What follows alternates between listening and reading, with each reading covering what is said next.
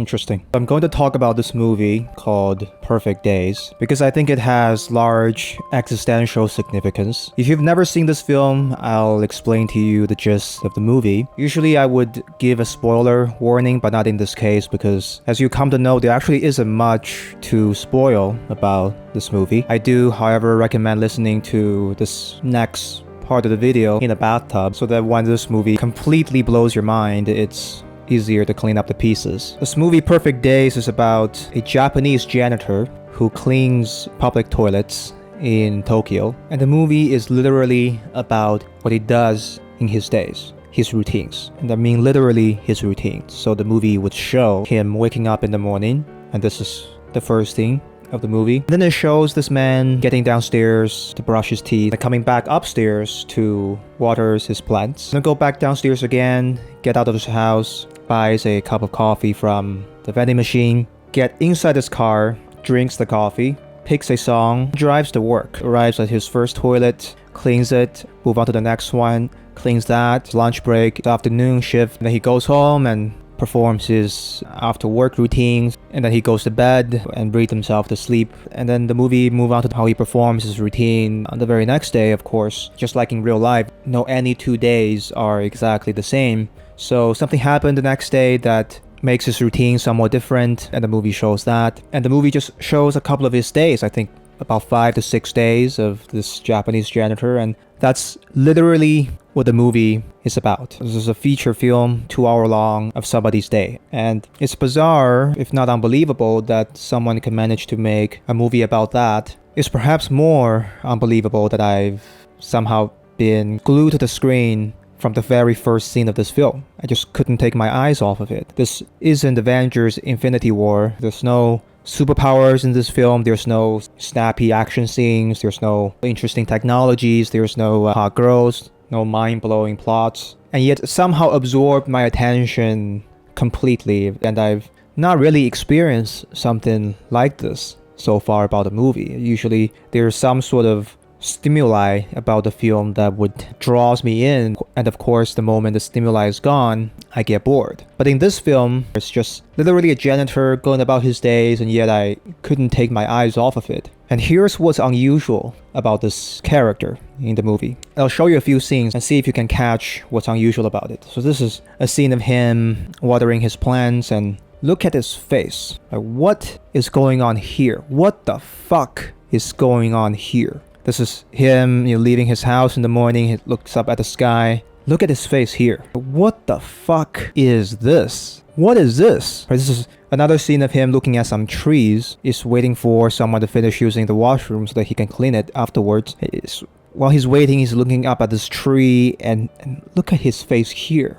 What is that? That smile is the smile of a man who has accomplished everything that he would want to accomplish in life. I don't even know if one can smile like that even after accomplishing everything he wants to accomplish in life. I don't know if Genghis Khan, after conquering the world, has ever worn a smile like that on his face. I don't know if I've ever managed to smile like that in my life. If I've, made $1 billion and saved the world and cured cancer and achieved world peace and solved global hunger and global warming, even at that point, I'm not sure I can manage to smile like that. The sheer contentness and satisfaction in that smile. I can't recall the last time I've seen a smile like that. What does a person have to do in his life to smile like that? To achieve such absolute satisfaction and contentness? How does one achieve that? Now, I don't even think it's achievable. I think it breaks the logics of the achievement project completely. Because even if I've made $1 billion and achieved all the accolades that I've ever dreamt of, I wouldn't smile like that. I would probably smile or laugh, but it wouldn't look like that, because the sort of high that one can get by achieving things, from getting what we want, it's not a contentment, it's more so an influx of dopamine that temporarily masks the pain. If you inject some drugs into my system that would get me high, I would start laughing or smiling, and that would feel pretty good. But I only feel good because this influx of chemicals has temporarily masked the constant pain of existence that I've been feeling previously. And amidst that bliss, there's an implicit fear and dread that once this period of bliss is gone, I will go right back to my previous state of constant suffering. I know very clearly just from experience that the default state of life is pain and suffering. And I'm grabbing things from the world, I'm shoving pleasure down this bottomless hole with the expectation that with every shove of content, it temporarily masks the pain.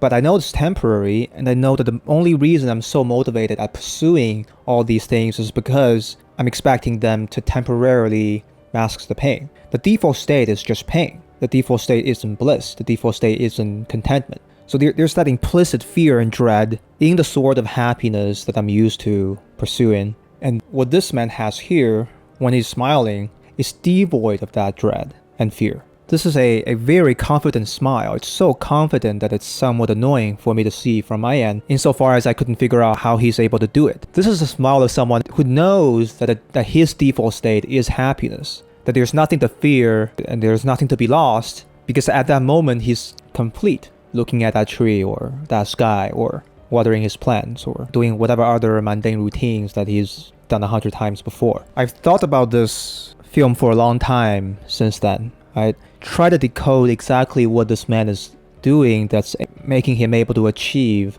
this state that I didn't think was possible to achieve previously. I rooted out that it's not in the coffee that he drinks.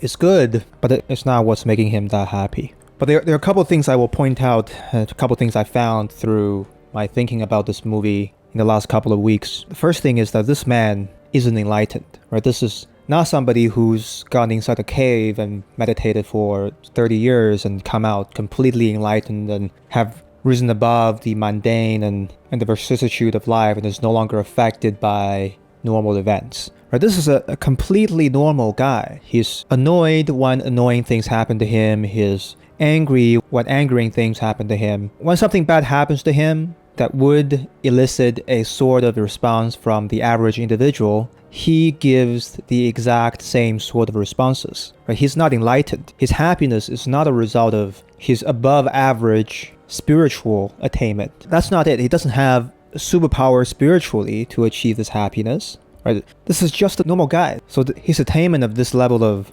joy isn't the result of his spiritual prowess, as far as I can tell. It is also very obvious that his happiness is not a result of his physical attainment. He looks average, he has an average job. You might say that actually is probably a below average job in terms of income. All of his routines that he gets such phenomenal joy from is accessible to almost everyone else, every other average person living in that society. I have access to everything that he has access to, down to the coffee. So it's not his physical attainment that makes him so happy. So what is it then? What is the secret here? What I've finally come to realize is that he's been doing something internally. It's an action, an internal action that he's performing over and over again in this film. He's doing it, but it's an internal action, it's not an external action, therefore we can't see it directly from the outside. And this action is something I would call wanting what you have, as opposed to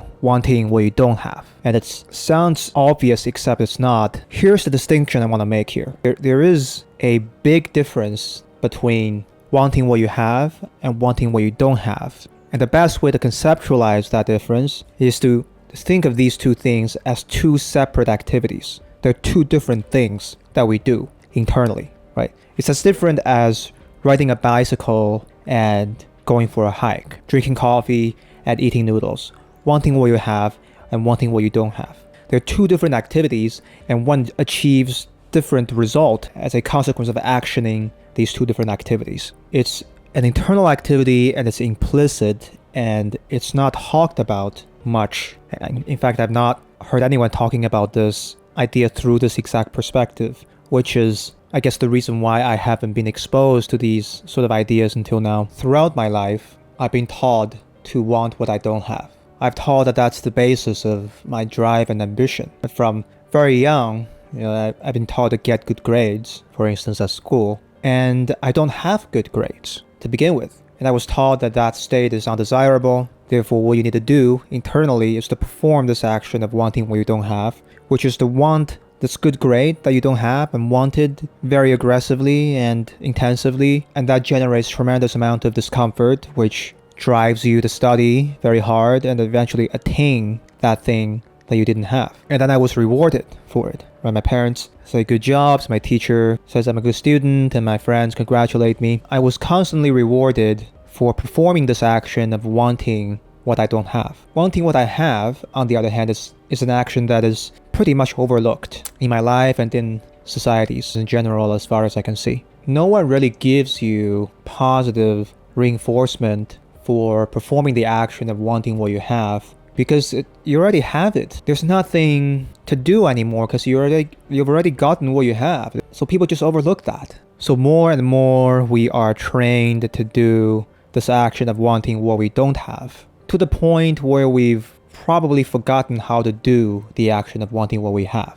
And they are two different actions. Right? If the only thing we know to do is to want what we don't have, then even if we get what we want, it's not going to give us any joy, because once we have that thing, we no longer want it, because we always only want what we don't have. Therefore, whatever we have, we've ceased to want it. We're just on this constant process of always wanting what we don't have and never stop to look at what we have, because we just assume that there's nothing there in the realm of what we have because we already have it. There's nothing more to do. Therefore, we never perform the action of wanting what we have, maybe because we're not aware that it's even an action that we can perform. Right? We've forgotten that we can do it. Some of us probably don't even know how to do it, or are even aware that it's a thing. And as a result, we're all part of this weird torture that we've never signed up for. I'm putting the ice cream in my mouth because I want that taste. Once the ice cream is in my mouth, now the taste is too strong and I don't want it anymore, so I have to drink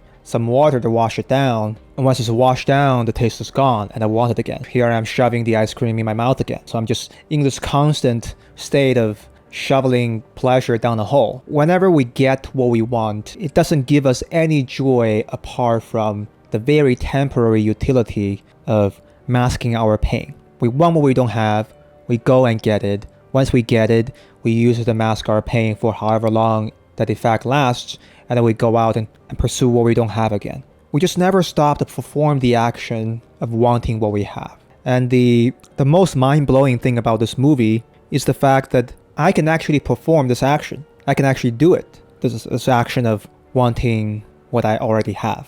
It's an action that I know how to do. I just have forgotten that I knew how to do it because I was not aware of the fact that wanting what you have and wanting what you don't have are two separate actions. Take this coffee, for instance. I wanted this coffee. I had to get to this very specific Japanese convenience store in the city of Vancouver, and when I got there, they actually sold out of this coffee. I had to go back there again to get this coffee. I wanted it. Now I have it. And if I'm not aware of what I'm doing, I would sip this coffee now and feel the fleeting sensation in my tongue and not extracting much joy from it. But I can also realize that I wanted this before. Now I have it. I can drink this coffee and get the same amount of attainment from this main character in the movie. I can actually do it, and I did do it. Right, this main character in the movie has a habit of looking up at the sky as he leaves his house every morning. And he looks up at the sky and he smiles. I don't remember when was the last time I looked at the sky in order to extract some joy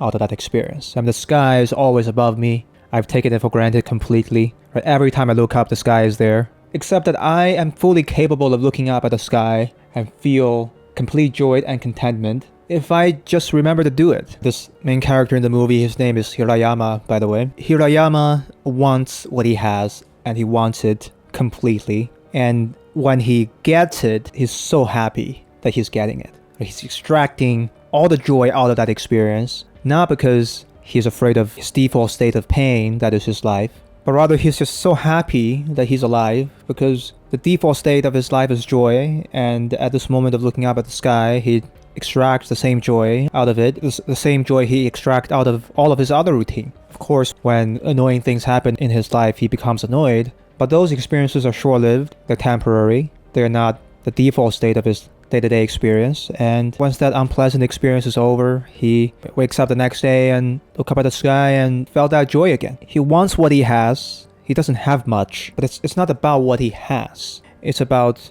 him doing the action of wanting what he has. While having what he has, he's wanting it at the same time. That is the secret of his joy. And by doing that, Hirayama completely bypassed the hedonic adaptation. A hedonic adaptation is a phenomenon in human behavior where we just get used to the nice things we have in life. If I live in a small apartment and I want a bigger house and I buy a bigger house, it's amazing at first, but after living there for a year, it just becomes my house. It's just the place I live. It no longer gives me the same joy it did when I first got it. If I want a nice car, when I first get a nice car, it's great. After driving it for 6 months, it just becomes my car. Whatever stimuli we have in our environment, if it's constantly there, eventually it loses the ability to trigger the same response as when we first experienced it. And this is the reason why one cannot get lasting happiness from pleasure, because we just get used to it after experiencing it over and over again. And by consciously performing this action of wanting what he has, Hirayama just completely bypasses this bug in the human genome. Whatever stimuli that he experiences on a daily basis, it's the same sort of stimuli that all of us have access to, but every time he experiences it, he wants it completely. And he extracts that joy out of it, and it's phenomenal to see. And because Hirayama isn't someone with superpower, he's just the average guy, he isn't someone who's enlightened spiritually or has some sort of physical prowess that we don't, I can do that too. I can do whatever he can do. I can start wanting what I have when I have them and just completely change the feature of my day-to-day experience, right? Take right now, for instance, right? This microphone, that camera, this magnificent standing desk. These are things that I once wanted, and I've acquired them, and they've continued to work for me all this time, and I've forgotten how bizarrely lucky I am. Just out of sheer luck, I was born in this era of connectivity through the internet. I didn't build the internet. I didn't build the front and back end of YouTube. I didn't write the algorithm or manage that company. I didn't build a company I work for. I just work for them and they give me money. And they give me enough money to be able to buy all these equipments that I didn't make. I didn't create a culture of working Monday to Friday and resting Saturday and Sunday to then get the opportunity of having this free time to record a YouTube video. From that perspective, it's more accurate to say that I just find myself in this bizarrely lucky situation. And all these things that I see around me